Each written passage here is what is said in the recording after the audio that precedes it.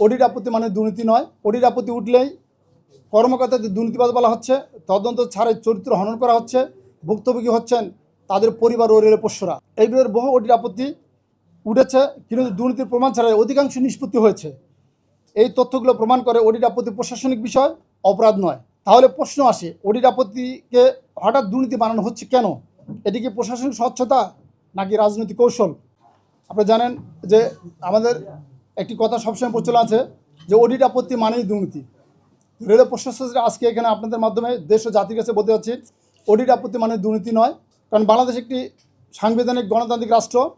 এই রাষ্ট্রের ভিত্তি হলো আইনের শাসন, ন্যায় বিচার, মানবিক মর্যাদা ও জবাবদিহিতা। এই কাঠামোর মধ্যেই বাংলাদেশ রেলওয়ে রাষ্ট্রের অর্থনীতি, যোগাযোগ, জাতীয় নিরাপত্তা গুরুত্বপূর্ণ দায়িত্ব পালন করে আসছে। কিন্তু আমরা গভীর উদ্বেগের সঙ্গে লক্ষ্য করছি, অডিট আপত্তি উঠলেই কর্মকর্তাদের দুর্নীতিবাজ বলা হচ্ছে, তদন্ত ছাড়াই চরিত্র হনন করা হচ্ছে, ভুক্তভোগী হচ্ছেন তাদের পরিবার ও রেলের পোষ্যরা। রেলের পোষ্য সোসাইটি স্পষ্টভাবে বলতে চাচ্ছে, অডিট আপত্তি কোনো অপরাধ নয়, এটি একটি প্রশাসনিক প্রশ্ন। একটি প্রশ্ন, একটি পর্যবেক্ষণ, একটি ব্যাখ্যার দাবি। এটি অপরাধের প্রমাণ নয়, এটি দুর্নীতির স্বীকৃতি নয়, এটি শাস্তির ভিত্তি নয়। বাংলাদেশের আইন অত্যন্ত পরিষ্কার, তদন্ত অভিযোগপত্র আদালতের রায় ছাড়া কাউকে অপরাধী বলা সংবিধান বিরোধী।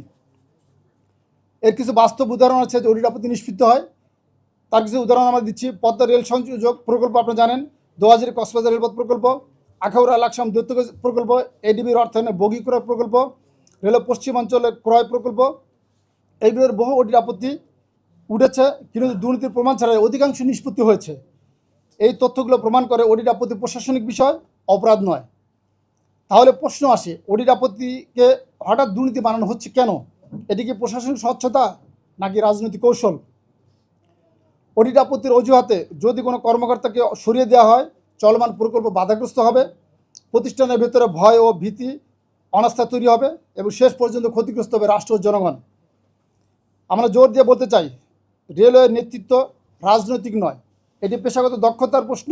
বাংলাদেশ রেলওয়ে কোনো পরীক্ষাগার নয়, এটি একটি বিশেষায়িত কারিগরি ও অবকাঠামোগত প্রতিষ্ঠান, যেখানে নেতৃত্ব মানে অভিজ্ঞতা, দক্ষতা ও স্থিতিশীলতা। গণমাধ্যমের প্রতি আমাদের বিনীত কিন্তু দৃঢ় আহ্বান, গণমাধ্যম বিচার করবে না, তথ্য উপস্থাপন করবে। চরিত্র হনন নয়, মানবাধিকার লঙ্ঘন নয়, জনস্বার্থ রক্ষা, সত্যতা যাচাই, এটাই গণমাধ্যমের দায়িত্ব। রেল প্রশাসন সোসাইটির অবস্থান স্পষ্ট, আমরা দুর্নীতির বিরুদ্ধে, কিন্তু সংবিধান ও আইনের আলোকে ন্যায় বিচার ও মানবিক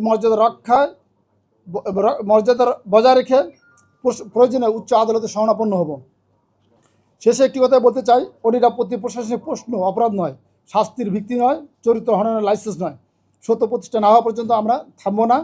রেল কর্মকর্তা কর্মচারীদের মর্যাদা রক্ষায় সোচ্চার থাকবো। ন্যায় পুনঃ উদ্ধার না হওয়া পর্যন্ত আমাদের এই সংগ্রাম চলবে।